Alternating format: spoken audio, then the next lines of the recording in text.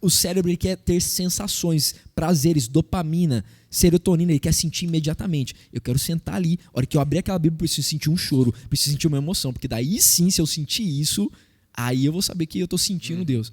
E Deus não é sobre sentir, é sobre convicção. No espírito não sinto, eu sou convicto.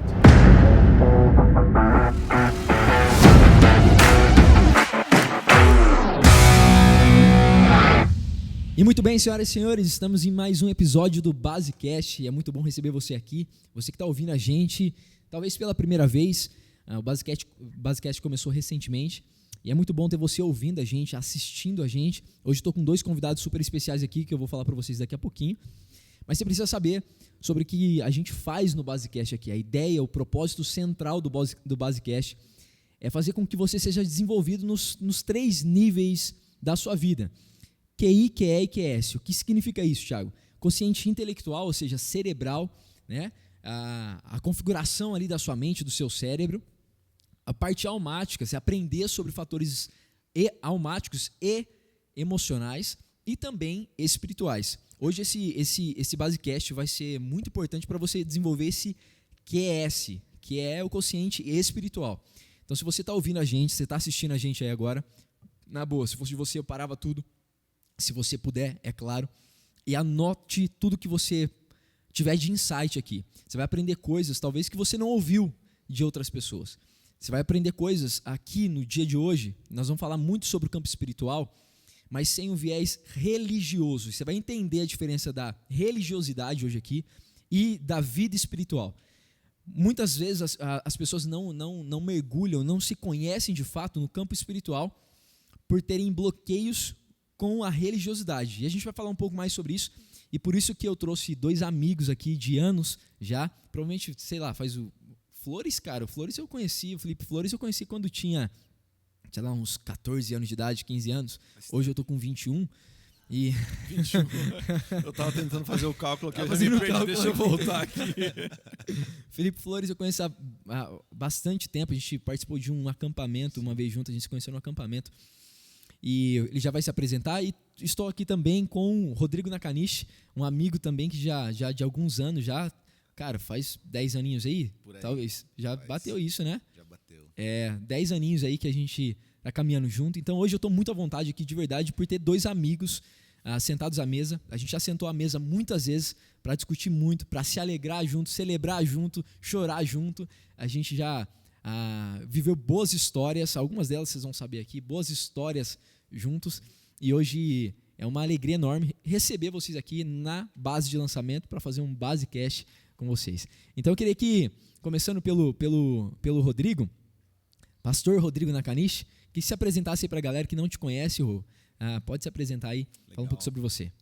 Primeiramente é uma honra poder estar aqui, conhecendo a Basecast, a base de lançamento, um lugar incrível.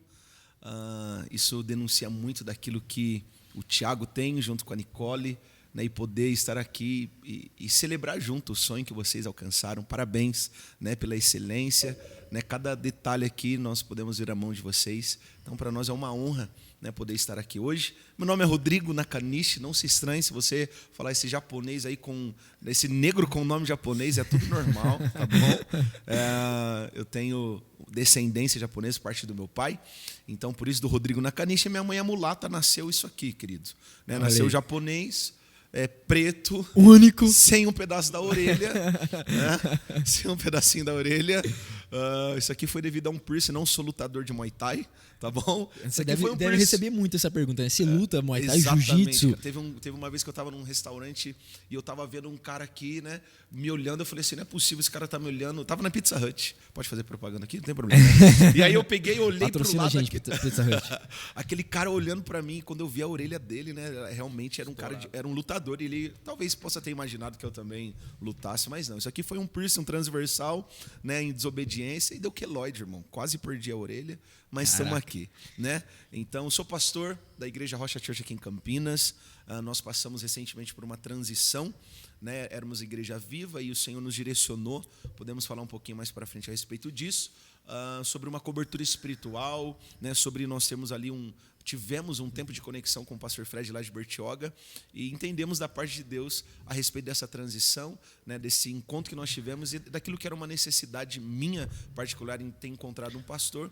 Isso acabou se estendendo para a igreja toda e hoje nós somos a Rocha Church Campinas, né, nós estamos aí há mais de quase 4 anos já, né, nesse entendimento de fundamento aqui sobre a cidade de Campinas. Recentemente, agora, nós começamos já um trabalho também, um campus em Hortolândia. E a galera que talvez você esteja nos ouvindo, assistindo, se você mora em Hortolândia, em breve nós teremos uma Rocha Church Hortolândia também, né? Glória a Deus por isso. E a nossa história basicamente é essa, né? Estamos aí, sou pastor já há mais de 12 anos praticamente dentro dessa vida ministerial, conhecendo a Jesus e hoje podendo falar um pouquinho desse amor, um testemunho, né? Eu sempre falo que o que mais fica nas pessoas é a área que o Senhor te marcou. Então, todos sabem da mensagem a respeito de paternidade que o Espírito gerou no meu coração e hoje nós estamos aí, uma igreja, né, crescendo de uma forma orgânica, com muito temor e tremor.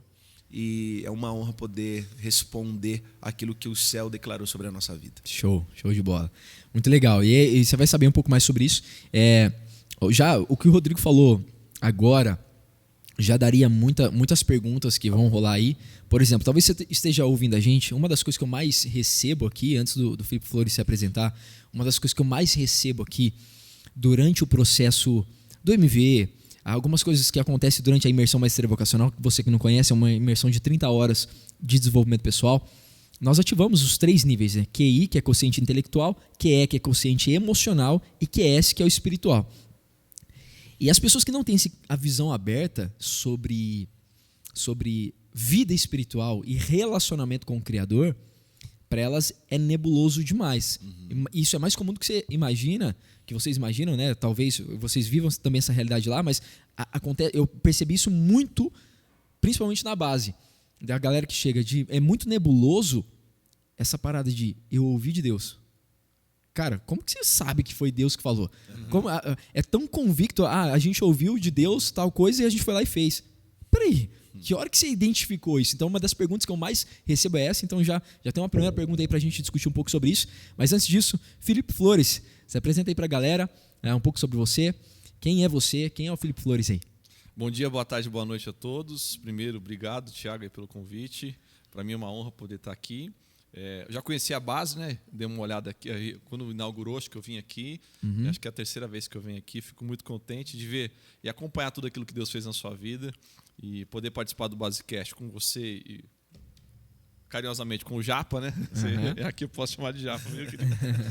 E para mim é uma honra. Bom, meu nome é Felipe Flores, eu tenho 30 anos de idade, sou pastor, pelo menos aí há uns 7 anos já, mas exercendo o ministério já de liderança desde, vai ter mais ou menos uns 10, 11 anos também, mais ou menos nesse mesmo tempo. Na verdade, a gente começou tudo junto, né? Então, a gente foi iniciado juntos. Aí sou casado com a Camila, vai fazer 7 anos agora em 31 de outubro.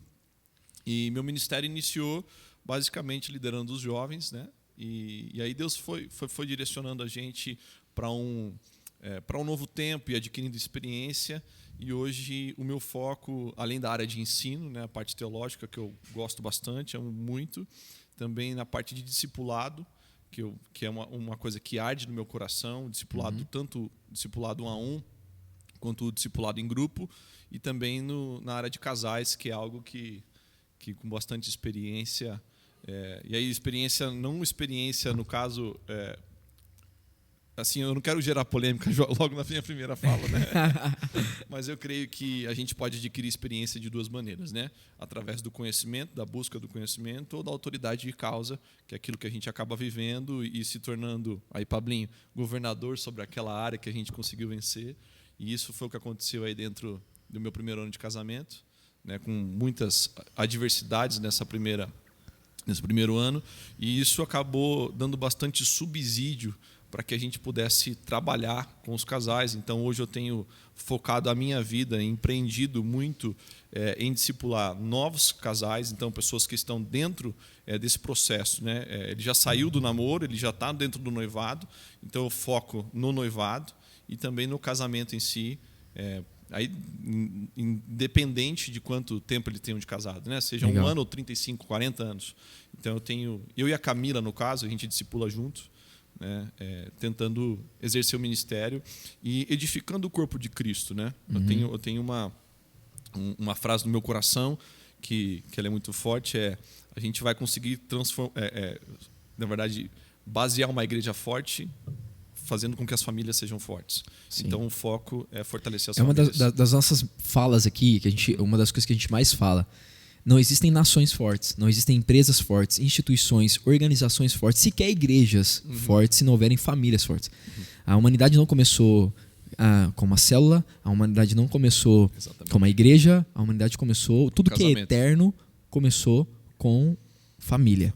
Né? Tudo que é eterno, que reflete a eternidade, começou com família. Por isso que é importante você entender algumas coisas, você que está ouvindo a gente pela primeira vez, entender algumas coisas do campo espiritual, que é o que a gente vai falar muito aqui nesse Basecast, para você abrir a sua visão, você que já ouviu esses termos, muitas coisas que, alguns termos que tanto o Rodrigo quanto o Felipe falaram, talvez para você que está nesse mundo recentemente seja muito novo. Sim. E falando de ministério, e falando disso, e falando daquilo, que vocabulário que esses caras estão falando? É um vocabulário que para nós, que eu cresci na igreja desde os 7 anos de idade, então é um vocabulário que é super fácil de entender. Mas tem uma galera que não entende esse vocabulário. E aí tem uma galera que acha que entende exatamente pelo fator assim, ó, pelo fator religioso. Então, se acostumar com o termo não significa fluir no conceito real daquilo. Então eu posso me acostumar com o termo ministério, mas eu não posso não fluir no ministério. Então tem gente que se deixa ser enganada, por exemplo, por ser alguns termos familiares, mas não conhece de fato a vida que flui por trás daquilo ou dentro daquilo. Então, a partir desse ponto, eu tenho uma pergunta aqui para fazer para vocês dois, e aí vocês podem, na medida que vocês quiserem, forem discutindo sobre isso. O que vocês consideram assim, ó, mais importante e qual é a diferença na visão de vocês de uma pessoa que vive uma rotina religiosa, então ela tem um protocolo religioso, versus uma pessoa que vive uma vida espiritual? O que é viver essa vida espiritual na visão de vocês versus uma vida religiosa? Eu não sei se vocês já se pegaram alguma vez sendo religiosos e não vivendo uma vida espiritual. Para quem está chegando agora, o que vocês falariam para essa galera? Vou começar porque ele é mais profundo, então depois ele Ele até corrige a gente depois, né? Se a gente Exatamente. falar alguma... Eu quero Eu acho resgatar que seria mais sábio, então eu começava para não precisar corrigir. Vou fazer igual o seminário, eu me apoiava muito nele, entendeu? Então eu falava um pouquinho, depois ele vinha consertando. Eu quero resgatar um pouquinho esse lance de família, porque é muito importante. Tempos atrás, um mês, eu fui convidado a pregar numa igreja quadrangular em Paulínia, e eles estão com uma campanha, Uma Nova História. E ali o pastor ele começou a falar a respeito dos temas, né? E quando ele começou a falar os temas, eu na hora gritou no meu coração, pelo amor de Deus, não me escolhe para falar de família, não. E ele falou, pastor, eu quero que você fale sobre família. E foi tão precioso, né? Porque a cada momento que a gente é desafiado a algo, a gente aprende. E ali, buscando sobre família, o Espírito começou a gritar muitas coisas no meu coração. E a frase que nós mais escutamos hoje em dia: não tem uma família perfeita, não existe uma família perfeita. Isso só denuncia a forma de errada que nós estamos, né, como seres humanos, como um povo religioso, em não aprender a olhar a Trindade como uma família. E foi aonde, de uma forma muito certeira, o Espírito cravou isso no meu coração. Rodrigo, a verdade é que as pessoas, elas estão olhando apenas a vitrine. Aprendi recente isso com o pastor Fred. Quando você está numa loja, né, você passa na loja, você vê uma roupa, uma peça de roupa na vitrine, e logo você é encantado por aquela peça de roupa da vitrine, você entra, né, aquela vendedora vem, ela te recebe de uma forma muito preciosa, mas quando ela vai no estoque para pegar a tua numeração, não tem. Então, o que a gente aprende com isso? Que existem pessoas que aparentemente aparentam ser a família perfeita, mas elas não têm profundidade. Então, por muitas vezes, o olhar nosso, humano, falar, não tem uma família perfeita, é porque nós estamos desconhecendo a respeito do Pai, do Filho e do Espírito Santo. Então, Ele é o nosso modelo, e é essa trindade que nós temos que ter como modelo para a nossa família.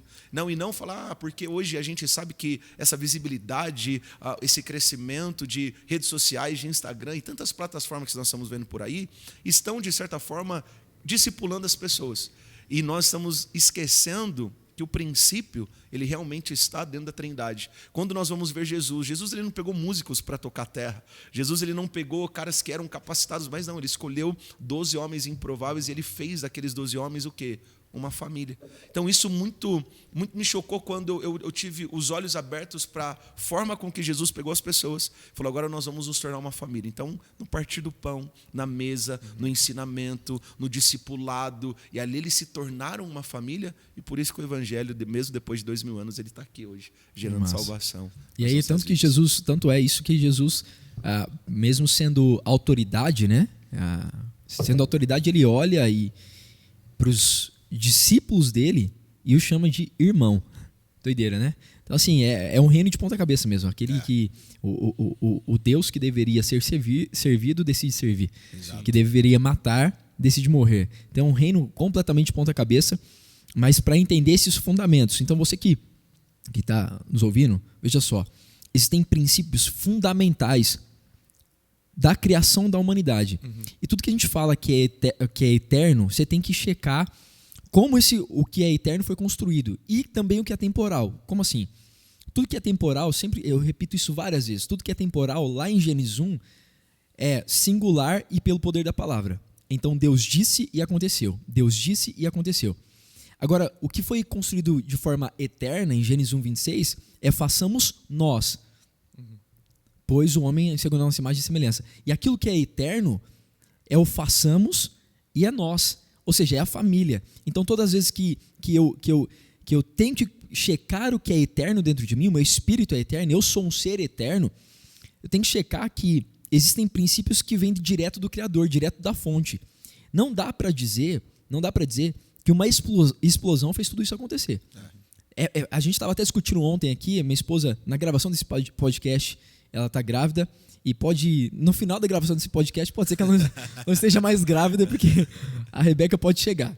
Mas a gente estava dizendo ontem, não dá para dizer que uma explosão faz aquele embrião crescer 10.000 vezes mais o seu tamanho, virar, encaixar certinho, fazer todo esse movimento.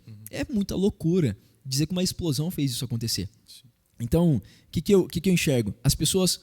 É muito fácil se apoiar, muito mais fácil e simples se apoiar naquilo que os olhos podem ver. Porque buscar coisas eternas e espirituais vai dar mais trabalho. E eu sempre repito uma coisa, que é, o seu cérebro não quer gastar energia.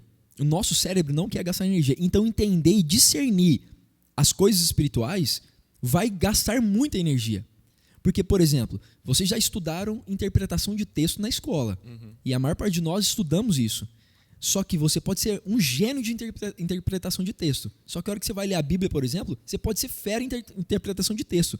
Só que você não discerne tudo que está ali, só pelo conceito intelectual e cerebral. Tem que ter uma parada a mais.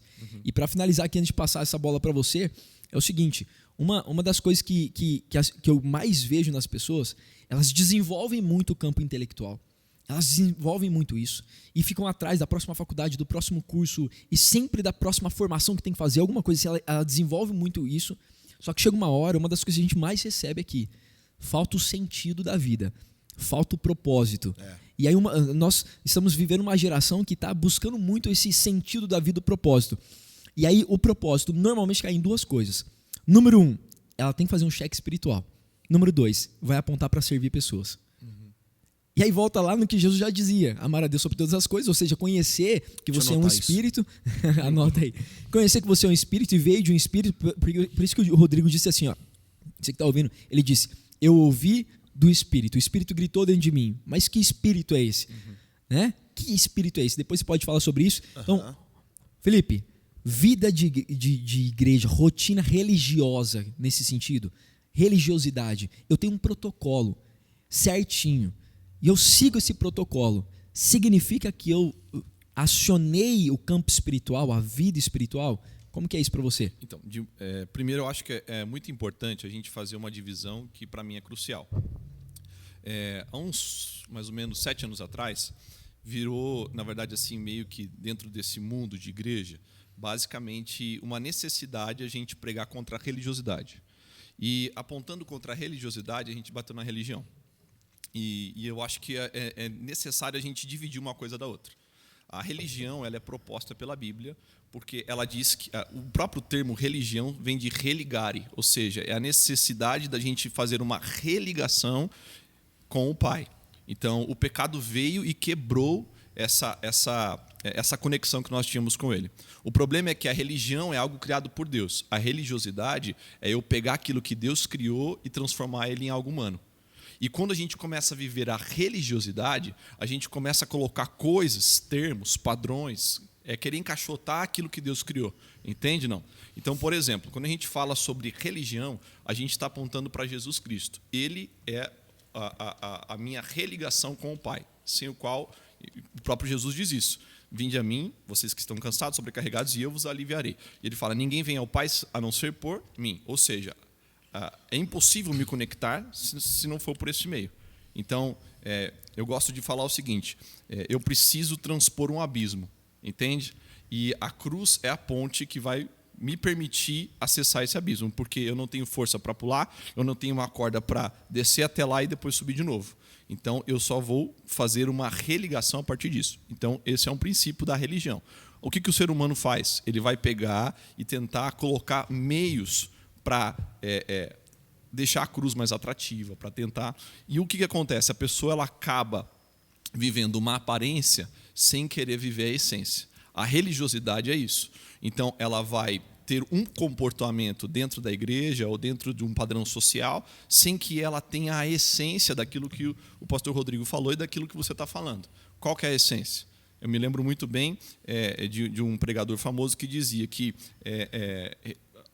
quem determina o nome daquilo que vai ser religiosidade são as revistas, é a mídia social.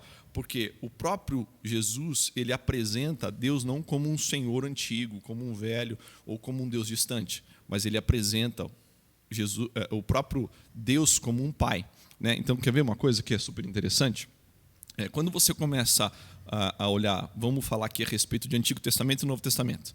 Tá? Quando você começa a estudar o Antigo Testamento, você vê que as manifestações que Deus se apresenta, e aí como as pessoas chamam Deus no Antigo Testamento, sempre linkadas àquilo que ele faz. Então o nome dele é Jeová Rafá, o Deus que cura. O nome dele é Tsekenu Yavé, ou seja, Jesus é minha justiça, Deus é minha justiça. O nome dele é Jeová, que significa Deus alguma coisa. Então, você sempre vai ter atrelado, o Jeová Nissi, ele é a minha bandeira, ou seja, ele me representa. Então, está atrelado às mãos de Deus e não à essência de Deus. Mas essa era a forma da manifestação. A gente tem alguns 3 ou 4 relatos no Antigo Testamento dizendo que Deus é Pai, mas ele não está apontando para uma essência. Entende? Não. Ele faz uma citação cujo o enfoque não é a paternidade de Deus. Mas, então, quem apresenta a paternidade de Deus? Quem que pode apresentar, por exemplo, o pai? Somente o filho. Somente o filho pode revelar o pai. Então, por exemplo, se eu cresci sem pai, eu não tenho como apontar o meu pai para você, porque eu não o conheço. Agora, quando Jesus ele tem 12 anos de idade, ou seja, um ano antes dele passar o processo judaico do Bar Mitzvah, que é a apresentação do menino judeu para a sociedade, ele está no templo. Os pais subiram até Jerusalém para a Páscoa, certo? Ou seja, para a festa da Páscoa, a festa da purificação, eles estão ali e aí eles saem de Jerusalém, eles andam ao cabo de um dia e aí percebem que o menino Jesus não está lá. Aí fala, meu Deus, cadê Jesus? Eu achei que estava com a multidão, estava caminhando comigo. Quer dizer, havia uma comitiva caminhando para isso. Aí eles voltam, ou seja, se eles caminharam um dia para frente, eles vão ter que voltar um dia. Certo? A palavra de Deus diz que eles passaram procurando o menino 3 dias. Ou seja, um dia indo, um dia voltando e mais um dia em Jerusalém.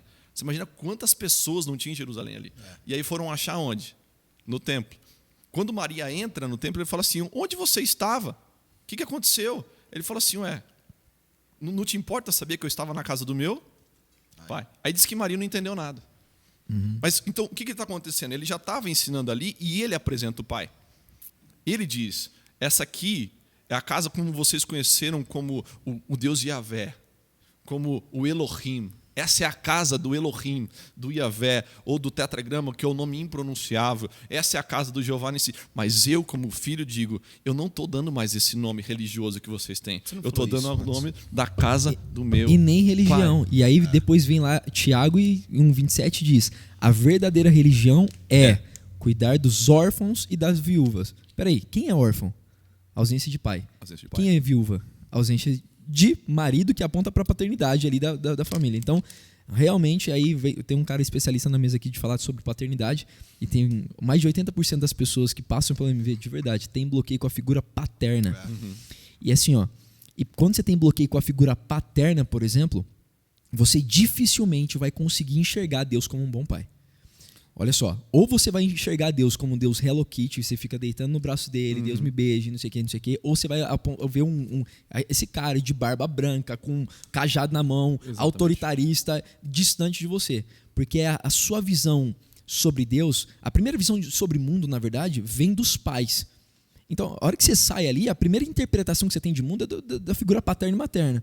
Então, quem tem a ausência dessa figura vai apontar para quem como um bom pai? Então, nós como pais, aqui, figura masculina eu estou dizendo, nós somos responsáveis pelos nossos filhos de apontar eles para o verdadeiro pai. Através de quem? Através de nós, da forma que eles nos enxergam. Sim. Através dos nossos comportamentos. Aí é claro que a gente pode falar de vários outros fatores aqui, mas de uma essência curada em nós.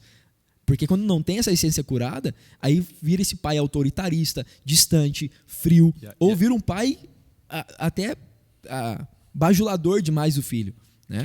E aí você vê aí, por exemplo, a necessidade de nós como homens sermos bons homens. Homens que foram transformados. Por quê? Porque a gente geralmente liga, na verdade, a orfandade à ausência de paternidade da presença. Mas tem muitas pessoas que são órfãos de pai vivo. Órfãos de pai dentro de casa. Acontece. Entende? Então é o seguinte, a gente ter uma natureza regenerada, ou seja, eu ser regenerado, eu preciso compreender que eu vou ser a imagem do Deus vivo dentro da minha casa, redimindo o meu lar, ensinando meu filho, tratando com dignidade a minha esposa, cujo, assim, no sentido de que se eu falhar aqui, eu posso não apenas estar falhando com a minha família, mas eu estarei falhando em guiar a minha família no caminho que ela deve andar. Mas assim, só para terminar a minha fala com relação a essa questão da família, você vê que João 3,16 fala que Deus amou o mundo de tal maneira que enviou o seu Filho unigênito. Então você vê que no momento em que ele se abdica do trono, como é falado, se não me engano, em Filipenses capítulo 2, que você até citou que ele deixou o trono de glória, né? Ou seja, ele tira a capa de rei e assume a toalha do servo. Né? Então você vê que quando ele sai do seu trono de glória, ele é o filho unigênito. Certo? Sim. Mas depois que ele morre na cruz, ele não é mais o filho unigênito. Aí ele passa a ser o filho primogênito. Ou seja, unigênito significa ele é o único filho. Ou seja, ele estava numa situação de ser filho único, mas agora, depois que ele morre e ressuscita, ele deixa de ser o filho único e passa a ser o irmão mais velho. Ele é o primeiro de muitos, cujo qual ele, o Espírito que operou nele, operando em nós, agora passa a clamar dentro de nós. Veja só, Abba Pai. Abba é como o balbuciado de uma criança, papai. Então o Espírito de Deus faz eu criar dentro de mim uma voz que vai ecoar, papai, papai. Então, não é apenas um pai, mas é um pai que quer ser chamado de papai. Não de Senhor inexorável, Criador do universo, distante, Deus de tudo. Não. Ele quer ser chamado de papai. E aí eu vejo que assim, ó, a religião, esse processo religioso, muitas vezes os métodos religiosos, as disciplinas religiosas e tudo esse conjunto de regras que tem ali, faz com que esse distanciamento aconteça. Sim. Então você tem um protocolo, você não pode falar com Deus assim, você não pode falar isso, você não pode isso, você não pode aquilo. E aí você começa, não posso. A hora que você vai ver, você está muito distante de alguém que você deveria ter um relacionamento de proximidade. Então as pessoas acreditam que, por exemplo, que nem o Rodrigo falou, eu queria que você falasse mais sobre isso, Rodrigo, de como que eu vou ter essa sensibilidade de ouvir alguém que eu não sou íntimo?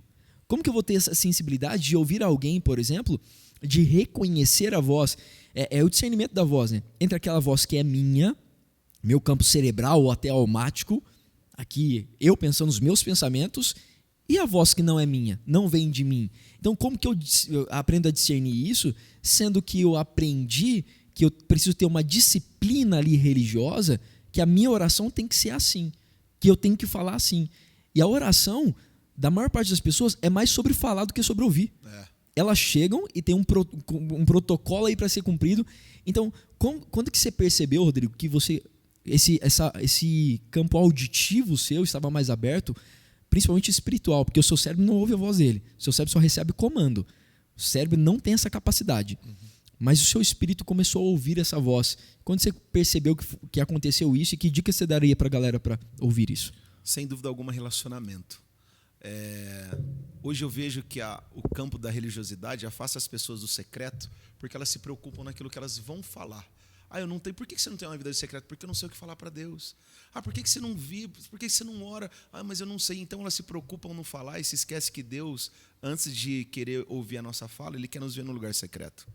A Bíblia, quando fala em Mateus capítulo 6, não é só sobre o Deus que vai ouvir, mas é sobre o Deus que vai ver. Então eu vejo, e isso o Senhor despertou no nosso coração recentemente, e eu tenho anunciado isso, dessa dificuldade das pessoas estarem ali no secreto, porque vai existir momentos no secreto que você não vai ter palavras. E as pessoas, então, elas acabam se preservando e até mesmo se mutilando, falando assim, não, eu não vou ter um tempo de oração porque eu não consigo passar 5 minutos da minha vida orando. Eu não sei o que eu vou falar para Deus. Mas a verdade é que a Bíblia diz que o pai que vê, falando de pai, que é um pai que quer ver, não é um pai que somente quer ouvir. Então existem momentos no nosso secreto que vai ter choro, que o Espírito ele vai te tomar ali de uma forma tão graciosa, você não vai conseguir falar nada, e vai haver um quebrantamento e você vai ficar ali. E qual que foi a maior importância? Aquilo que você estava tentando falar para ele, ou aquilo que realmente foi a visão da parte dele em falar, cara, é nesse lugar que eu te chamei para que você esteja posicionado. Então, nós vemos uma geração que ela é muito preocupada na sua oratória, né? É muito preocupada na sua performance, é muito preocupada, sabe, como que eu vou desenvolver um relacionamento? Não, a gente ouviu uma frase, e eu falei essa frase esses dias na igreja, que a profundidade de Jesus estava na sua humildade. Então, não é sobre você chegar com, sabe, um discurso como o filho pródigo chegou para o pai. Se vocês perceberem, o pai ele meio que menosprezou o discurso do filho pródigo, porque ele não responde o discurso do filho pródigo, ele age. O pai ele estava querendo realmente, ele estava esperando não pelas palavras do filho pródigo, mas pela presença do filho pródigo. E é isso que Deus ele quer realmente gerar em nós. Então, você que está nos assistindo, não se preocupe com aquilo que você vai falar. Eu não entro no secreto porque eu não tenho o que falar. Deus ele quer te ver lá primeiro. E a partir desse momento que ele quer te ver, você então vai aprender a respeito de um Deus de relacionamento, né? O Tiago é especialista em falar a respeito disso. E uma das formas de nós discernirmos realmente esse apontamento do Espírito na nossa vida é por meio do relacionamento. É um Deus que ele realmente ama, né, esse lance de se relacionar com a humanidade, com a sua criação. É um Deus que ama esse tempo onde se eu estou no carro, por quê? Porque a aliança que eu tenho com Deus não é uma aliança parcial. Então eu não oro só quando eu estou na igreja, eu não oro só quando eu estou dentro do meu lugar secreto. Cara, se eu estiver tomando banho, eu posso orar. Aqui eu estou em espírito de oração, estou quase pegando tem um violão aí, porque o manto está forte que hoje. Irmão, entendeu? Qualquer lugar, se eu estiver dentro do shopping, eu já entrei dentro da van com o Espírito falando no meu coração, e eu sentei ali, né, nos tapetes, e a Pâmela falando comigo, eu falei, amor, vai dar uma volta, né? Vai dar uma volta, porque Jesus está falando comigo aqui, eu preciso anotar o que ele está falando, entende? Uhum. Então, essa religiosidade que por muitas vezes ela está realmente sendo como um véu na vista de muitas pessoas, tem impedido um relacionamento, e quando impede o relacionamento, você impede de ouvir a voz dele. Então é muito claro que o relacionamento, sem dúvida alguma, gente, ele é primordial para nós entendermos e discernirmos também a palavra de Deus, né? Tem uma palavra no original, não vou lembrar essa palavra, não sei se é chamar, mas que diz que para um judeu ouvir e obedecer é a mesma coisa. Então, nós nos movemos nisso. Nós não, porque é muito fácil a gente só ouvir. Deus falou, legal. Deus falou para a gente há 4 anos atrás por meio de uma palavra. Isaías 43, versículo 18 e 19. Mas o que eu vou fazer agora com aquilo que Deus falou? Então, loucura não é ouvir algo da parte de Deus. Loucura é você obedecer aquilo que Ele falou também. Uau. É o seguinte, ó. O que eu vejo aqui? 2 coisas importantes. O relacionamento, por que essa parada de relacionamento é importante? Porque o amor, ele se diz mais a respeito de uma atitude, de uma ação, do que das afirmações na sua palavra. Uhum. Então, o amor é atitude. E para o ser humano aqui na Terra, qual que é o que ele tem de mais, o item que ele tem de mais precioso, mais importante? Tempo. Então, a moeda mais valiosa para o ser humano é a moeda do tempo. Então, tudo aquilo que eu invisto o meu tempo, eu desenvolvo. E partindo desse princípio, talvez você que está ouvindo, caraca, Poxa, o Rodrigo falando, o pastor Rodrigo falando ali, que Deus falando com ele o tempo todo, e às vezes ele quer parar tudo e só desfrutar disso e não sei o quê, mas eu não consigo sentir nada. E eu já ouvi muito isso, eu não consigo sentir nada, eu paro ali e não sinto nada. Para mim, eu não sinto nada, eu não sinto arrepio. Eu não fico arrepiado, não dá vontade de chorar, né?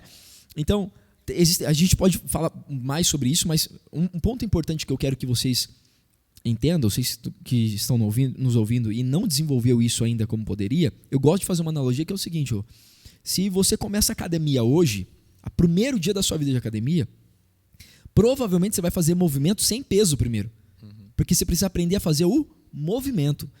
Eu lembro quando eu fui fazer academia pela primeira vez, eu sempre digo isso, que me colocaram ali para fazer supino, treinar peito, só com a barra. E o cara do lado levantando 50 quilos de cada lado. Eu me senti um franguinho ali. Fiquei uma semana passando vergonha com aquilo que era só com a barra. E eu perguntei, você não vai colocar peso? Não, você não está pronto para colocar peso ainda.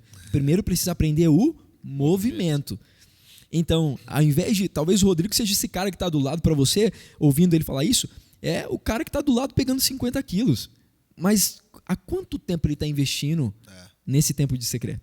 Há quanto tempo ele está investindo tempo de discernir a voz? Quantas vezes já errou achando que era a voz de Deus e não era? E a gente tem medo de errar nisso, tem medo de falhar. Mas cada vez que eu erro, de repente, em discernir, é um aprendizado que eu tenho. E eu volto e eu faço checagem. A partir do quê? Do relacionamento. E investir esse tempo, me doar nesse tempo, significa desenvolver uma musculatura do ouvir. Se eu não invisto o meu tempo, eu não vou desenvolver essa musculatura. E como que eu desenvolvo uma musculatura? Então, perceba que eu sou esse cara estereótipo mais forte, né? Mas estou fazendo academia. Tá lindo, irmão. Eu sei que o shape tá né? Você tem que tomar cuidado aí com os venenos, né? Não pode... Mas como que você desenvolve a musculatura? Machucando a musculatura. É você confrontando a musculatura. Então, como que eu desenvolvo esse relacionamento para ouvir essa voz? É realmente machucando, pelo menos, principalmente o campo cerebral, que ele não quer estar ali. O cérebro ele quer ter sensações, prazeres, dopamina, serotonina, ele quer sentir imediatamente. Eu quero sentar ali, a hora que eu abrir aquela Bíblia, preciso sentir um choro, preciso sentir uma emoção, porque daí sim, se eu sentir isso, aí eu vou saber que eu estou sentindo Deus. E Deus não é sobre sentir, é sobre convicção. No espírito não sinto, eu sou convicto. Exato. Na alma eu sinto. Agora, no espírito eu sou convicto. A alma é importantíssimo para discernir isso, porque a alma produz as emoções, que são as forças que produzem as ações. Beleza? Então a alma é o ponto de conexão entre a convicção que tem no espírito e o recurso cerebral. Eu preciso entender os 3 níveis. Só que se eu estou dizendo algo sobre algo espiritual e eterno, eu não preciso sentir. Eu sei que é. Tenho convicção. O problema é que a gente sempre acha que Deus vai tocar só as nossas almas. Então, a gente atrela a nossa experiência com Deus a um toque na minha alma. E isso é uma realidade. Deus toca na alma, mas Ele toca também na alma. Então, quando a gente fala a respeito de testemunho interno, a respeito de uma experiência, de um relacionamento com Deus, a gente precisa partir do entendimento de que a fé não é um substrato daquilo que eu vejo. Entendeu? Não. Ela é um firme fundamento de uma convicção daquilo que eu não vejo. Então, se eu vou ver para crer, então eu estou me movendo pela razão e não pela fé. E sem fé é impossível agradar a Deus. Então, veja só, eu preciso me mover pela fé e não por aquilo que eu vejo. Então, por exemplo, quando o pastor Rodrigo Japa, queridamente Japa, né, ele estava falando a respeito do relacionamento, parece que o relacionamento ele vem a partir de Jesus Cristo e a partir do entendimento do Novo Testamento com o batismo com o Espírito Santo. Mas isso não é uma realidade, né? Então, por exemplo, Adão tinha um relacionamento com Deus tão íntimo, mas tão íntimo antes da queda, que Deus não respeitou nem a lua de mel deles, porque todo dia, na viração do dia, ele estava lá. Então eram o que ali? Encontros marcados. Diários, na viração do dia. Ele convivendo no ambiente onde a própria presença estava ali. Então, veja, mas ele tinha encontros marcados. E é o seguinte, ele estava no paraíso. Então, o que acontece? Tem pessoas que, quando elas estão no paraíso, elas falam assim, eu não preciso de Deus aqui. É igual, por exemplo, viagem. Tem gente que deixa de fazer devocional em viagem, por exemplo. Eu muitas vezes caí nisso. Falava, não tenho tempo, eu preciso sair amanhã cedo e tal. E aí na outra vez eu falava assim, amor, eu falava para Camila, né? Eu falava, amor, a gente vai fazer devocional na sua viagem. A gente tem que fazer devocional na sua viagem. Por quê? Porque a gente, às vezes, na correria, a gente consegue fazer lá no serviço e aqui na viagem, onde a gente está no paraíso, na praia e tal. Ou seja, eu preciso marcar o encontro com Deus ali. Agora, olha só. Quando ele cai, certo? A primeira coisa que ele faz é se esconder de Deus. Mas o que ele esconde? Por que ele se esconde? Porque diz que ele escutou a voz de Deus por entre o jardim. Então, como é que ele sabe que a voz de Deus estava ali? O que faz ele se esconder? Entende, não? Por que ele vai se esconder? Porque aquela voz que ecoava dentro, agora da queda, ecoou do lado de fora. Aí ele fala, calma aí, aquilo que estremece o universo, que cria a partir do nada e habitava aqui dentro, agora está do lado de fora. Então isso me dá medo, porque eu perdi ela. Entende, não? Sim. Então, por exemplo, quando ele vai chamar Abraão, ele chama Abraão, faz um pacto, ele faz promessas a Abraão, aí Abraão começa a caminhar com Ló e tal, e aí eles ficam muito ricos, não dá mais para o que fazer, Ló vai para um lado, ele vai para o outro, Deus vai acabar com Sodoma e Gomorra. Mas antes disso ele fala assim, acaso ocultarei eu algo do meu amigo Abraão? Então você vê que desde o Antigo Testamento até o Novo Testamento, você tem um estabelecimento vindo não de você, mas de Deus querendo estabelecer uma amizade com o ser humano. E aí o lance, aqui eu quero aproveitar esse gancho, cara, que foi pancado isso que você falou. Você que está anotando aí, anota.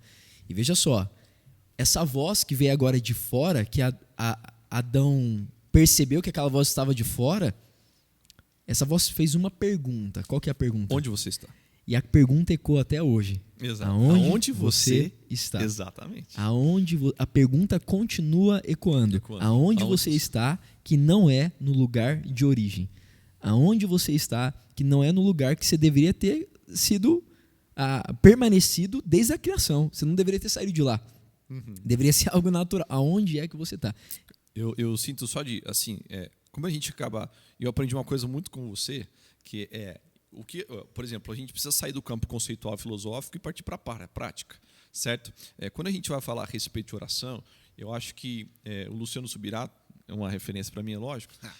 Vá, né?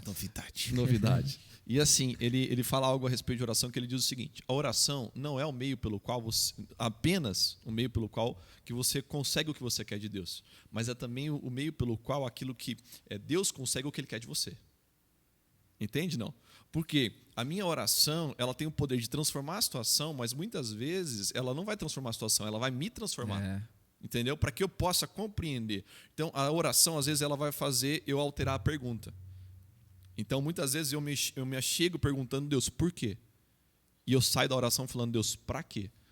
Entende? Porque o porquê Jesus, por que eu estou passando por isso? Eu preciso sair disso. E aí a oração... Esse porquê é um questionamento até de vitimização. De vitimização. Por que comigo? Por que eu? Né? E aí, de repente, Deus fala assim, não, filho, eu te dei autoridade. Eu derramei sobre você a autoridade. Então, não é por quê, é para quê. Então, você vai dominar sobre ela. Você vai ser usado por ela. Então, você tem que estar com os ouvidos abertos para isso. E aí, aonde que eu queria entrar é o seguinte: como é que eu vou conseguir escutar a Deus? Quando a gente vai, por exemplo, falar de oração, e eu preciso trazer esse entendimento, a gente tem muitos tipos de oração. A gente tem a intercessão, que é quando eu oro por alguém. A gente tem a oração em línguas, que é aquela que edifica o espírito. A gente tem ações de graças. Mas ele fala que existe a oração chamada oração. E o que é essa oração? A oração é quando você cita versículos bíblicos. Ou seja, se eu não sei o que falar com Deus, eu preciso ter um subsídio dado por Ele para me dar condições de ter assunto com Ele. Então, o meio pelo qual eu consigo estabelecer um relacionamento é com a leitura da palavra. Então, às vezes, eu não sei o que dizer, mas a leitura da palavra vai me conduzir ao que dizer. E, às vezes, por exemplo, ele citando Mateus capítulo 6, você entra no seu quarto, você não precisa dizer nada. Tem dias que eu entro no quarto, eu fecho a porta do quarto e eu falo assim, Deus, eu tenho tanta coisa para dizer. Às vezes eu anoto, eu tenho um grupo aqui, acho que a gente tem, né? Eu sei que você usa o bloco de notas, eu uso um grupo no WhatsApp, meu mesmo, só tem eu. Então eu começo a anotar agora os motivos de oração, algumas revelações, algo que Deus ministra no meu coração. E eu falo, eu vou orar em cima disso. A hora que eu entro dentro do quarto, Deus fala, não, hoje você não fala. Hoje sou eu quem falo. Hoje sou eu quem dou. E assim, às vezes eu não sinto nada, eu não saio, entendeu? Não, Na boa, na maior parte das vezes eu não sinto nada. Tem gente, olha só, tem gente que, falando aqui de estrutura cerebral e almática, tem gente que é mais emocional, tem um campo emocional mais agudo. Então, a Nicole, por exemplo. A Nicole, a gente tem um processo que a gente faz muito no MV, você pode, na programação neurolinguística é usado muito, que é de mentalização e visualização. Então, assim, a gente não vê com os nossos olhos, a gente vê com o nosso cérebro e com a nossa alma. Uhum. É por isso que a gente fecha o olho e a gente continua vendo as coisas e pode criar coisas na cabeça. Então, tem gente que tem esse campo muito aberto. Você fala assim para ela, fecha os olhos, imagina aí agora um elefante rosa em cima de uma árvore. A pessoa já está indo, já está lá. Ela tem um campo mais de visual e almático e criativo muito maior. Tem gente que tem um campo mais racional instalado. Então, ela não consegue se lançar tanto no exercício como esse, por exemplo. Então, ali na oração, por exemplo, o que envolve? Envolve fé. E fé é o quê? Um dos princípios da fé, uma das características, é a imaginação. É criar algo que o meu cérebro não enxerga, mas a partir de uma conexão da alma com o propósito do Espírito. Então, o meu cérebro não consegue criar, não consegue... Quantas vezes você viu Deus?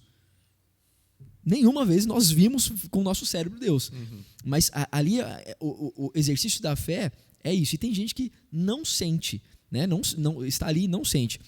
E olha só, você que está ouvindo a gente pela primeira vez, isso aqui não é sobre religiosidade. Isso aqui é sobre princípios e fundamentos espirituais. Tá? Princípios e fundamentos espirituais, para você desenvolver um relacionamento com o Criador. Uma criatura, eu costumo dizer assim, uma criatura não pode dizer o que a outra é. Uma cadeira não vai definir o que uma outra cadeira é. A definição só vem a partir de um Criador. Sim. Uma criatura nunca pode definir a outra. Então a definição só vem a partir do Criador. Então eu preciso entender princípios que está rolando, que nem esse assunto aqui que está rolando, para eu voltar lá nesse lugar de origem, aonde é que eu estava, que eu não estava aprendendo sobre isso.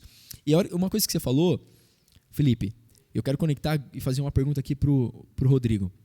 Você falou assim, a diferença do porquê, do questionamento porquê e para quê. Sim. E aqui o porquê no sentido de por que comigo, por que agora, por que a situação aponta para o vitimismo. O para quê aponta para maturidade e propósito, senso de destino. Uhum. E uma das coisas que a gente mais fala é que aquilo que mais me bloqueava era um bloqueio na minha emoção, por exemplo, porque eu posso estar resolvido no espírito, só que não necessariamente na alma.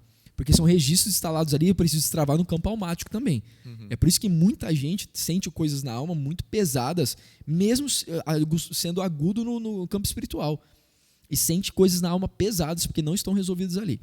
E a gente diz assim, que um bloqueio emocional, um bloqueio até espiritual, algo que travava você, naturalmente vai apontar depois que você ressignifica isso, que entende isso, aponta para o seu propósito. E a hora que você vai ver, é uma das coisas que você está mais ajudando e servindo as pessoas. Sim. Eu vejo muito isso com o Rodrigo. Já teve problema com paternidade, Rodrigo? E hoje é uma das principais mensagens. Como é que foi isso? Sim. Quando você percebeu que você estava curado nessa parada, e hoje é uma das coisas que você mais serve às pessoas. Como que você percebeu isso? Contando um pouquinho de uma forma resumida, para você que ouve, que não tem como fugir. Com 11 anos de idade, eu perco meu pai com 17 tiros, né, num bairro aqui na cidade de Campinas. E o meu pai ele me teve fora do casamento. Então, a imagem, né, voltando a algumas coisas que a gente estava falando aqui no começo, a imagem que eu tinha do meu pai ela é realmente completamente deturpada. Então, eu tentei encontrar essa ausência paterna, nessa figura masculina, em diversas pessoas dentro da minha adolescência e também na minha infância, e nunca consegui encontrar. Então, quando eu perco meu pai ali, praticamente eu estou perdendo, ainda que ele me teve fora do seu relacionamento, né? A gente sempre fala dos 3 papéis fundamentais de um pai, né? Que o pai ele dá limite, o pai dá direção, o pai ele também aponta o destino.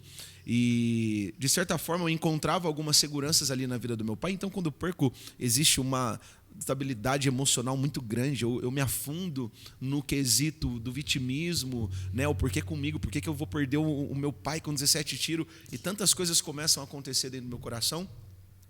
E foi aonde eu encontrei, de certa forma, a religião, né? Aonde eu encontrei esse ponto de religar com aquilo, com o meu Criador.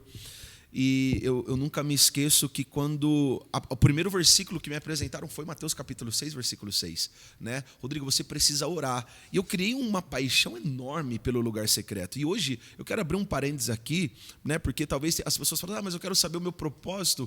E o propósito, por muitas vezes, ele vai apontar para aquilo que você tem que fazer. E você não tem muita gente dentro da igreja num ativismo enorme. E o propósito essencial é o lugar secreto, não é a tua função. Não é aquilo que você vai exercer, não é o microfone que você vai pegar, não é a bateria que você vai tocar, não é o teclado que você vai tocar, não é a oração intercessória que você vai fazer, mas o propósito, eu acredito que o nosso propósito é estar nesse ambiente de conexão, de relacionamento. E o que eu vou fazer após isso, cara, aí sim faz parte do propósito? Não, também faz parte do propósito. Mas não se preocupe mais naquilo que você vai fazer antes de você se tornar. Eu sempre falo isso. Por quê? Porque tem muita gente que acostumou no fazer. Não, eu estou fazendo, então está tudo bem. Enfim, voltando a respeito do lance da paternidade. Quando eu perdi o meu pai, então existe uma deturpação na minha mentalidade, e todas as vezes que as pessoas vinham falar comigo a respeito de um Deus pai, eu falei, não, Deus não pode ser pai, porque a imagem de pai que realmente eu tinha cravado dentro do meu ser era completamente diferente do cara que eu via se posicionando, até mesmo de uma forma errada na sociedade. E quando eu vou para esse lugar secreto, eu tenho um verdadeiro encontro ali com o meu pai, né? Que é o Pai Celestial. Então, o lugar de cura, o lugar ali onde eu vi que eu realmente, Deus estava me tocando de uma forma diferente, foi dentro desse ambiente de relacionamento. E a partir de então, até abrir um parênteses aqui, eu já estou escrevendo um livro. Uau, né? aí, irmão. que show, hein? Os meus amigos... Segundo episódio agora do Basecast. É isso. Agora sim. O Felipe Flores vai sair daqui com compromisso, com data, deadline, né? Com data, qual vai ser o seu livro. Vamos desbloquear isso aí. Eu não queria que você tocasse esse assunto, amigo, porque eu imaginei, Deus, eu assisti o segundo episódio, eu assisti o primeiro e o segundo episódio inteiro, o pessoal falando, teve muitos insights sensacionais. Eu falei, se eu já para tocar nesse assunto, eu já sabia que você... Alô, Pablo Bottari. Eu não sei se foi por revelação, que eu já sabia, ou por imaginação. Pronto, já era, cara. Assim, ó, até o final desse Basecast eu quero uma data. Só isso, só você falar a data tá tudo certo. Porque daí você vai se comprometer com uma galera. Olha aí. Aqui, entendeu? Comprometimento social, isso chama. Olha aí. Aí quando você faz um comprometimento social, você quer fazer uma coisa, tipo assim, existe algo que você quer destravar e não consegue, por falta de disciplina, de criação de hábito, chega na frente do público e se compromete na frente de todo mundo. Fala assim, ó, até tal data vai sair. Você se ferrou. Pronto, já era. Simples assim. Vai ter que correr. Vocês cobram ele, tá? Não vai entrar no meu Instagram, não. No do Thiago não tem. Aí eles me impressionam e eu tô brincando. E aí, Rô, aí Mas você tá escrevendo um livro hoje sobre isso? O tema é Um Basta na Orfandade. Uau! E eu já... O Pablinho, ele me deu algumas dicas, né? E aí eu comecei a escrever, cara. E o Espírito ele foi resgatando tanta coisa da minha infância. Então, nessa adolescência, que o menino, né, perde com 11 anos, passa-se alguns anos, eu encontro realmente essa paternidade de Deus. Então, nesse ambiente, onde eu falei para vocês de relacionamento, foi um ambiente onde eu fui curado. Né? Eu não precisei de uma imagem, eu não precisei de um padrasto, eu não precisei de uma figura humana falando, mas o meu contato realmente, né, nesse lado espiritual, né, o Espírito ele realmente trabalhou tanto nesse espírito meu, né, com um E minúsculo, quanto também na alma, onde eu tinha tantas necessidades. Mas eu falo que é uma parada muito doida, porque eu sempre digo que existem algumas áreas da nossa vida, né, eu acredito muito nesse reino espiritual, e de certa forma Satanás ele sempre vai tentar colocar algumas quedas, criar circunstâncias para que nós caiamos naquilo que Deus ele realmente nos restaurou. Mas é uma área que está muito resolvida, e quando o Espírito ele realmente cravou isso, eu falei, cara, eu estou curado disso, sabe? Eu já não mais sofria, eu já não mais... Aquele espírito de orfandade, porque o espírito de orfandade, ele vai te levar a tantas coisas. Você se o vitimismo, né? Você acha que tem ausência de tudo e você acaba entrando na crise de identidade. Então, eu sempre falo para as pessoas hoje que o título, eu não me importo o que você vai me chamar do pastor, né, como eles brincam aqui, do apóstolo, de qualquer coisa. Por quê? Porque eu sou muito bem resolvido com a minha identidade. Eu sei quem eu sou em Deus. Eu sou um filho, né? E ser um filho de Deus é realmente aquilo que muitos de nós precisamos entender. A respeito de quem eu sou nele, do que ele me tornou a partir do momento desse relacionamento com ele. Então, o fato de eu ter encontrado um pai, ele me ausenta de ser chamado de qualquer outro nome e carregar qualquer outro título. Porque essa crise de identidade, paternidade que nos leva para um buraco, ela então está muito bem resolvida. Então foi aonde que começa a história de mensagem de paternidade, né, de estar pregando às vezes sobre fé e milagre, aí na oração dos 45 minutos, quando você vai passar o microfone, o Espírito grita paternidade. Eu falei, não, o que eu vou falar de paternidade aqui de novo? E aí orando, e são experiências, tá? Orando numa igreja, estava até numa igreja distante em Paulínia, e eu vejo que uma moça, ela começa a se quebrantar, e ela vem falar comigo, falou, pastor, a moça já tinha 60 anos de idade. Ela falou assim, eu tenho um problema com paternidade. O senhor me deu uma série, né? Alguns amigos falam que eu copiei do Luiz Hermínio. Você pode não ter copiado, mas você bebeu da fonte. Ele é uma benção. Mas, enfim, a gente acabou desenvolvendo, né, com a nossa experiência muita coisa a respeito do assunto da paternidade. E é uma mensagem que realmente não tem como se ausentar de pregar ela. É isso. E assim, cara, é um dos principais bloqueios da galera. É com a figura paterna. É com essa figura, às vezes, autoritarista demais, distante demais. Então, você que tem esse bloqueio, você precisa destravar isso, você vai ver que vai destravar nos 3 níveis: cerebral, almático e espiritual. Sim. Então, resolva isso o quanto antes. Qual que foi esse ponto, eu chamo de ponto de inflexão? É algo que te leva para uma próxima fase, de você enxergar que aquilo, você teve de repente um forte impacto com aquilo, um forte impacto emocional, até cerebral e tal, você teve um forte impacto e você entendeu. Ou não teve um forte impacto assim, entendeu? Caramba, esse é o meu propósito.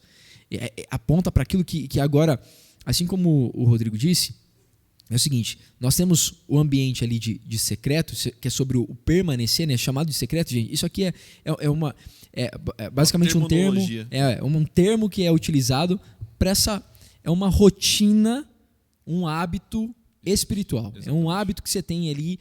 Toda vez que você quiser desenvolver um bom hábito, você precisa ter uma rotina, você precisa ter uma hora que você vai fazer, uma rotina para aquilo. Eu quero utilizar um termo que você usa, criar uma ambiência de oração. Então, um lugar onde você está em silêncio e você tem uma Bíblia, você pode colocar um sonzinho ali. Assim como você separa o seu momento para fazer uma atividade física, você separa o momento para se alimentar, você separa o momento para isso. Quando fala de secreto, é basicamente se separar um momento do seu dia, parar ali.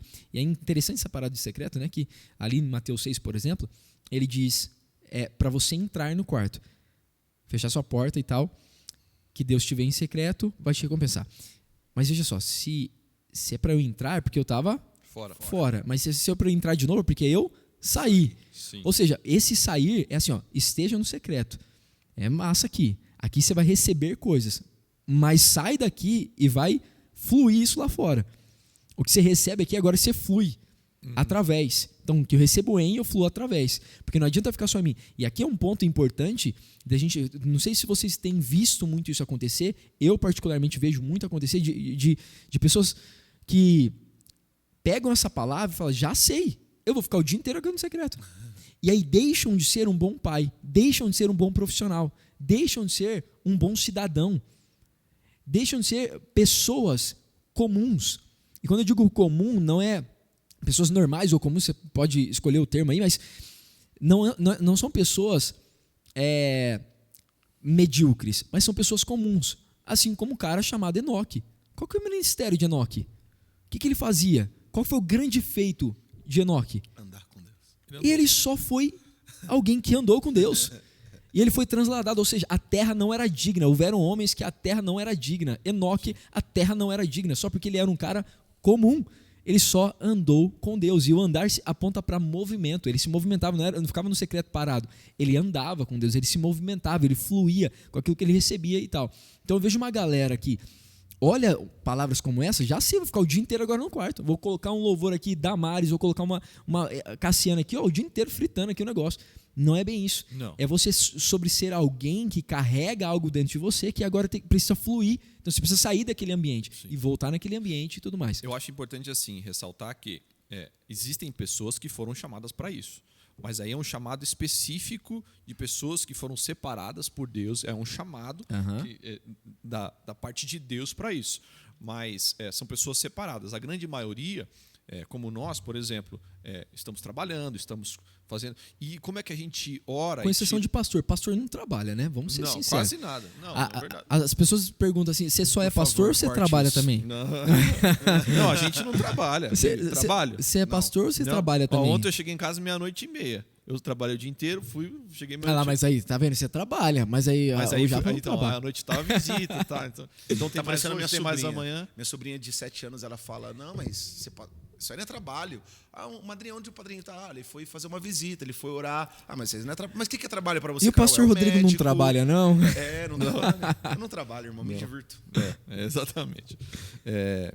Eu acho que é o seguinte, a gente estava falando a respeito desse chamado, mas a maior parte de nós, a gente vai estar no nosso emprego, e manter um espírito de oração é estar orando em espírito, né? Agora, é claro, isso não vai substituir aquele momento. Eu acho só que é bom a gente ler, porque a gente fala Mateus 6, Mateus 6, Agora vai. Abriu a Bíblia. Você tem tempo? Você que tá ouvindo a gente, você tem Abriu a tempo? Bíblia.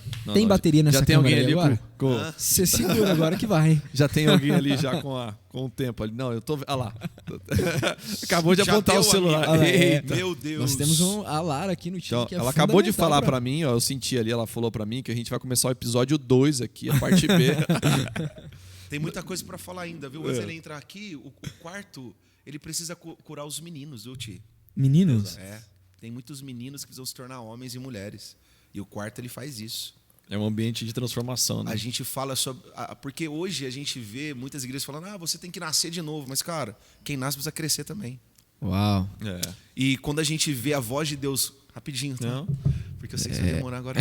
Quando nós vemos a voz de Deus se manifestando dentro da casa de Eli, ele era um cara que praticamente ele perdeu a autoridade, não, mas o exemplo de paternidade. Hoje a gente tem uma geração assim, eu não tenho um pai presente dentro de casa, eu não tenho uma referência dentro da minha casa, mas, cara, Eli também não tinha. Uau, isso aí explodiu, hein, cara? Mas aí a voz de Deus se manifestou aonde? Dentro do quarto. Não, Samuel 3. E aí quem era discipulado de Eli? Samuel, não é? Exatamente. Então Samuel é discipulado de Eli. Aí a hora que Deus vai falar com Samuel não sabe interpretar. Exato. Porque a figura referente dele é o que a gente estava falando agora há pouco. A referência dele estava deturpada. Era alguém que tinha, a gente chama aqui de alguns bloqueios dentro dele, algumas travas por algumas desobediências que ele teve. E aí ele não conseguiu transferir essa sensibilidade para o discípulo dele, que era Samuel. Samuel entra no quarto como um menino, mas ele sai como? Uau. Como um profeta. É isso, cara. Eu curti esse negócio. Vou até anotar aqui. Você quer ver uma coisa? Anota uma frase Pega que o violão, irmão. Eu vai acabei virar de criar uma vai virar frase aqui. culto, Anota vai uma virar frase culto. que eu criei agora aqui. Essa Ó, deixa eu falar. Se você pegar em Samuel, ele vai citar, depois dessa profecia, um termo muito exclusivo. Ele vai dizer assim: crescia o menino Samuel em graça, estatura e sabedoria. Agora presta atenção, diante de Deus e diante dos homens. Uau. Guarda isso. Agora você vai para Lucas 2,52. Quando Jesus sai do templo e ele termina de ensinar os sacerdotes, ou seja, os mestres da lei. Não eram pessoas comuns, eram mestres. Ele termina de ensinar. Lucas 2,52 vai dizer o seguinte: e crescia o menino Jesus em graça, estatura e sabedoria diante de Deus e diante dos homens. Uau. Então você vê, é o mesmo crescimento sendo proporcionado. Agora, a Bíblia diz que tudo que foi escrito para o nosso ensinamento foi escrito. Ou seja, cada ponto final, cada vírgula, cada expressão ali, a cada ordem, ela tem um significado e ela quer passar uma mensagem. Ou seja, a mensagem é que não haverá crescimento diante dos homens se não houver primeiro crescimento diante de Deus. Uau. Muitas pessoas querem se projetar para um destino que elas não sabem qual é o destino. Então elas vão permanecer perdidas. Porque quem vai apontar o destino é essa conexão com Deus. E aí isso desenvolve realmente uma coisa chamada sabedoria vertical e horizontal. Eu preciso fluir na vertical, desenvolver essa sabedoria na vertical, que daí eu fluo na horizontal. Agora veja só, pessoas feridas têm poder para curar? Não dá. Por quê? Porque ela vai transferir ferida. Entende? Não. Então você vê que essa questão tanto da cura quanto do crescimento, ela vem de Deus. Quando Jesus ele entra na aldeia e ele tem aquele cego de nascença, e aí os discípulos que caminham com Jesus, presta atenção, os discípulos caminham com Jesus, são pessoas que deveriam pensar igual a Jesus, porque já estão com ele há muito tempo, apresentam uma teologia que parece absurda. Mestre, quem pecou, esse ou seus pais, para que ele nascesse cego? Não é estranho? Aí sabe o que Jesus fala? Nem este, nem seus pais. Jesus, presta atenção, Jesus não cai em dicotomia. Você que é do MV, você sabe que é dicotomia. Você tem duas opções ruins, você tem que escolher entre a menos pior. Exato. Foi este ou foi seus pais, Jesus? Nenhum nem outro. Desses. Terceira via, terceira opção. Isso aconteceu para que se manifestasse. Então ele levanta esse cego, e veja atenção, o cego, essa mentalidade dos discípulos era a mentalidade dos religiosos. Então a mentalidade do religioso eu vou acusar a pessoa pelo problema que ela tem. Então diz a palavra de Deus que Jesus pega o cego, ele tira o cego da aldeia. E ele cura o cego fora da aldeia. Por quê? Porque ele precisa tirar do lugar de acusação. Agora deixa eu te falar uma coisa, entre você tirar do meio da aldeia até fora da aldeia, há um tempo de caminhada ao lado de Jesus. Então antes de Jesus curar efetivamente a cegueira dos seus olhos, ele curou a cegueira do seu espírito, os seus bloqueios de alma. Ele foi discipulando e destravando tudo aquilo. Sabe por quê? Porque era notório que depois da cura física, ele voltasse para o lugar de pedir esmola. Mas Jesus já sabia, eu não vou falar para você pedir esmola, eu vou falar, agora você vai sair daqui e você vai para outro lugar. Porque se ele era cego de nascença, ele cresceu vivendo das esmolas que o próprio aldeia dava. Mas agora ele vai viver dos subsídios do reino. É um novo propósito, é ressignificando um novo futuro para ele. Então, você cresceu ganhando esmola, agora você vai produzir, porque eu produzi em você. E é isso que aponta o destino o tempo todo, cara. E aí você vê Pedro voltando. Cara, eu vou entrar em Pedro, hein? Você gosta de falar de Pedro, né, Rô? Eu gosto porque os meninos, enquanto eles são meninos, eles ficam esperando Jesus multiplicar. Mas quando eles se tornam homens, eles multiplicam. A gente vê o crescimento em Pedro. Nós vemos Bebeu muita água.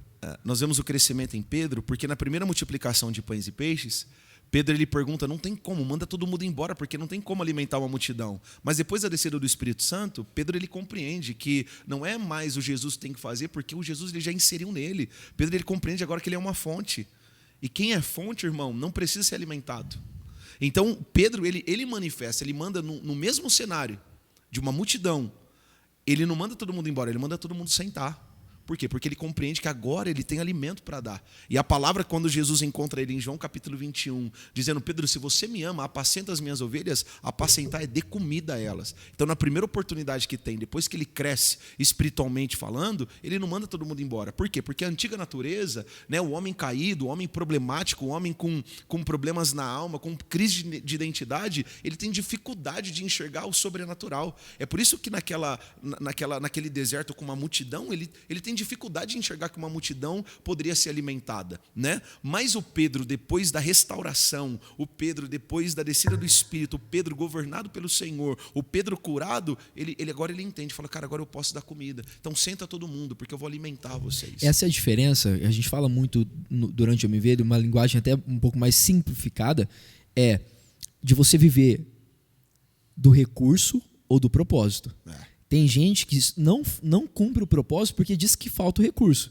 E assim como Pedro. Se você olhar, Pedro, eu imagino que quando Jesus chamou Pedro e falou assim, vamos caminhar junto, agora eu vou liberar um destino sobre você e tal. Pedro falou assim, eu até vou, mas se nada der certo, eu volto. E ele ficou 3 anos assim, pensando, cara, eu tô indo com esse cara, se nada der certo, eu volto. E foi exatamente assim que aconteceu. Depois que Pedro vai lá e nega Jesus, o galo canta e tal, tem aquela troca de olhares. Ali diz que Jesus conecta em olhar com Pedro. Ele fita os olhos, apanhando, sendo ali mutilado, ele bate uma troca de olhar, de alma, sem acusação. E é doideira isso, né? Mas aí depois Pedro vai, ele volta para onde? Volta a pescar. Jesus morreu, acabou, eu sabia que isso ia acontecer. Então eu vou voltar, porque pelo menos eu tenho a minha profissão. Pelo menos eu tenho algo que eu posso fazer, eu sei fazer isso aqui. Então, por eu saber fazer isso aqui vai gerar o meu recurso. Só que ele era governado pelo quê? Pelo recurso. Por isso que ele voltou a fazer aquilo que ele sempre fez. Deixa eu voltar para o meu lugar de costume. Deixa eu voltar para esse lugar de costume. Inclusive, na hora que você falou de Eli era esse cara. Lá em Samuel 3 está escrito assim, e Eli estava deitado em seu lugar de costume.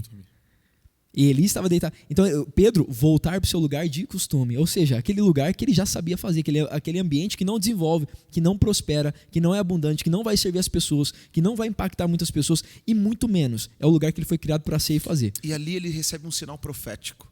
Porque nesse papo de Pedro de restauração, ao mesmo tempo que Jesus fala, Pedro, vai lá e faz uma pesca, ele faz uma pesca maravilhosa.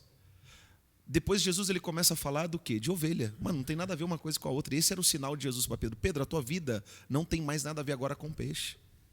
Esse era o sinal que Jesus estava dando para Pedro. Pedro, você fez uma pesca maravilhosa, ainda que você voltou, e você é bom naquilo que você faz, mas agora a tua vida não tem mais nada a ver com isso. Né? E foi aonde eu entendi sinal profético da parte de Deus, estudando e lendo. Falei, cara, Jesus está falando de peixe, daqui a pouco ele está falando de ovelha, mas o que tem a ver uma coisa com a outra? Nada. E esse era o sinal de Jesus para Pedro. Uau. E olha só, e aqui o que eu aprendo? Eu estou sendo aqui, gente, o cara que está ouvindo do MV, o cara que aprende com a gente aqui, que às vezes não tem esse discernimento, a hora que você fala um sinal profético, que não tem esse discernimento, tá? E veja só, a hora que o Rodrigo falou isso, Pedro estava recebendo um sinal de as suas habilidades no campo do QI cerebral serviram até agora. Mas não é isso que vai te levar para um próximo nível. Então você vai precisar acionar governo na alma e no espírito. Então você precisa ir para um próximo nível, deixar a habilidade intelectual. E veja só, o que as pessoas mais buscam são habilidades intelectuais, racionalizar a parada toda. E aqui entra um ponto que eu gosto de discutir muito, que é a diferença entre resultado e fruto. Qual que é a diferença de um resultado e de um fruto? A primeira coisa que você precisa entender, que não há um que é melhor ou que é pior. Você tem que entender que os dois foram feitos para que nós acessemos. Então, o que o fruto é? O fruto, ele parte da prosperidade. A prosperidade é um movimento que, inclusive, na própria Bíblia diz assim, ó, um planta, o outro rega, mas quem dá o crescimento? É Deus. Então, assim, um rega, um planta, mas quem dá um planta ou um rega, mas quem dá o crescimento é Deus. Até o que colhe, né? Isso, exatamente. Então, o que eu vejo aqui? A prosperidade, ela tem uma intervenção divina. Acontece algo assim, cara, não sei como isso aconteceu, mas aconteceu. E aí você gera o quê? Um fruto. E aí vai vir um fruto daquilo. O resultado é diferente, é um esforço meu, próprio, e não tem nada de errado nisso. Por exemplo, você emagreceu no processo, qual foi o máximo que você emagreceu, Rô? No processo ali, bateu... 19 quilos. 19 quilos. Então, 19 quilos, foi uma intervenção divina? Não, foi o quê? Um esforço seu de fechar a boca, Deus só olhando e falou assim, era isso que você precisava fazer. Porque isso estava prejudicando a sua saúde. Então não foi uma intervenção divina, foi um resultado que o Rodrigo construiu. E o que tem de errado nisso? Nada. Eu só tenho que entender aonde eu coloco cada coisa. Aonde é o movimento de prosperidade, onde eu vou fazer a minha parte e para gerar um fruto lá na frente. E normalmente a prosperidade vai apontar para um fruto que é eterno. Aonde que eu vejo que é esse fruto eterno? Normalmente são sementes lançadas dentro de pessoas e não de coisas. Então, quando eu vejo pessoas, é por isso que é o fluir através, é por isso que é servir o próximo, é por isso que é servir o seu irmão, é por isso que vem um contexto que a gente não vai entrar aqui na definição ou mais sobre esse assunto do corpo de Cristo. Né? É por isso que é um membro servindo o outro, que aponta para a eternidade. Então o resultado ele aponta mais para coisas e não tem nada de errado nisso. Que eu estou numa terra que eu preciso governar sobre isso. Como que eu governo? Entendendo os princípios, os fundamentos, fazendo isso acontecer, tendo ação, comportamento. E é isso que a gente ensina muito aqui na base. Você ter comportamentos e hábitos que são congruentes para você construir tanto o resultado, mas também entender a parada da prosperidade do fruto. Então as pessoas ficam muito, às vezes, ou em um e outro. E ela não entende que ela foi criada para fluir nos dois. Ou ela fica só na parada, Deus vai intervir, Deus vai fazer, ou ela abandona completamente o campo espiritual e ela vai falar assim, eu posso fazer, eu vou fazer acontecer e já era. Você quer ver uma coisa que, quando você fala entre essa relação entre resultado e fruto, que mexe muito no meu coração, é na multiplicação dos pães e peixes, né? Para 5.000. Então, você vê só, o resultado é 5.000 homens se alimentarem daquilo que Jesus multiplicou. Isso é o resultado. O resultado, ele vem e ele alimenta uma necessidade que eu tenho, que ela é genuína e necessária. Certo?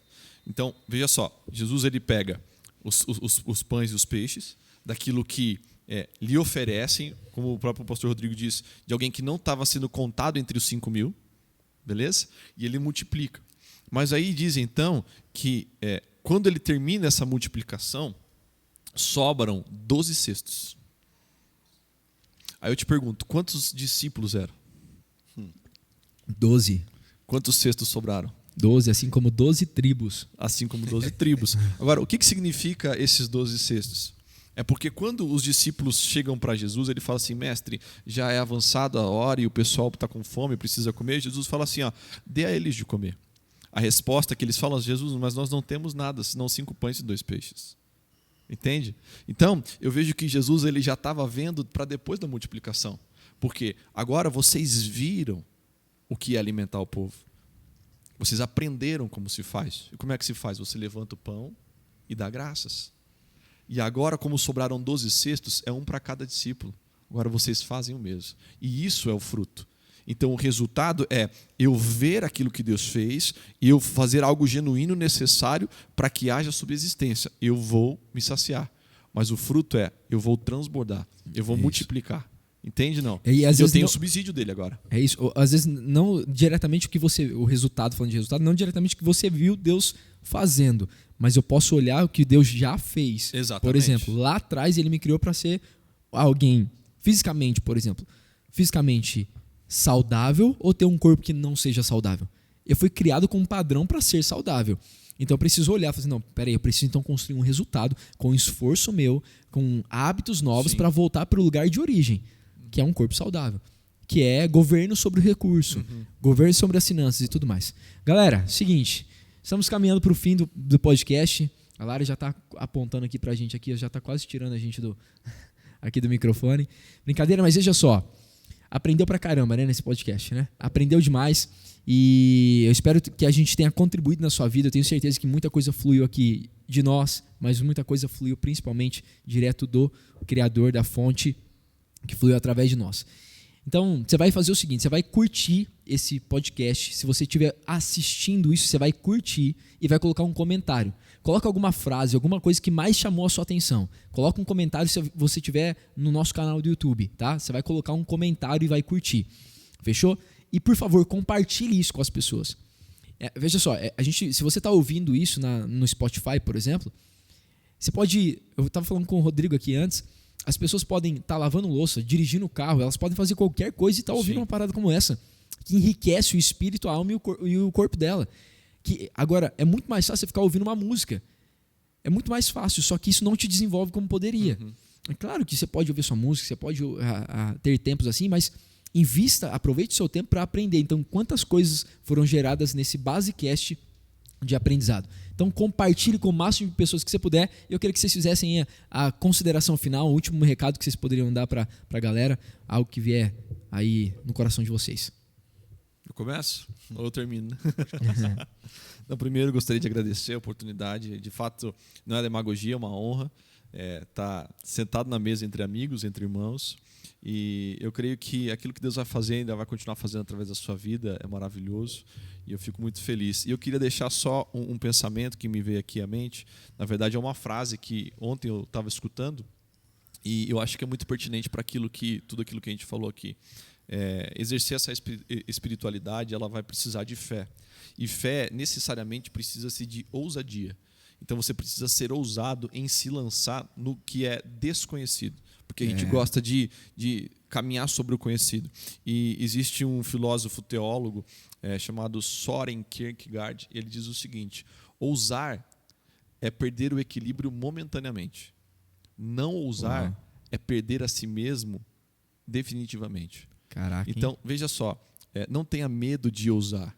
Né? Ainda que você perca o equilíbrio momentaneamente, atira-se dentro desse relacionamento com Deus por meio de Cristo Jesus, e eu tenho certeza que por mais que você perca momentaneamente o equilíbrio, você não vai se perder definitivamente, porque eu sei que você vai descobrir um mundo maravilhoso, cheio de propósito, vai ressignificar a sua vida e vai te conduzir a um lugar não apenas de segurança, mas de provisão e milagres da parte de Deus. Amém. Show.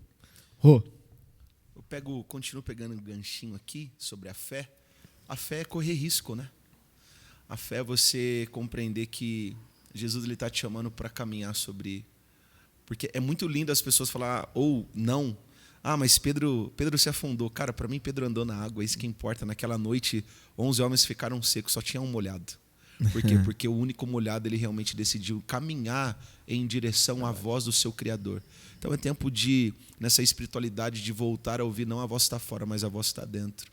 E para isso a gente vai precisar realmente, para ser curado, para ser restaurado, para encontrar nosso propósito. Sempre falamos que existem 2 datas de extrema importância na nossa vida. A data que nós nascemos e a data que nós descobrimos o porquê que Carl nós nascemos. Jung disse isso. Show.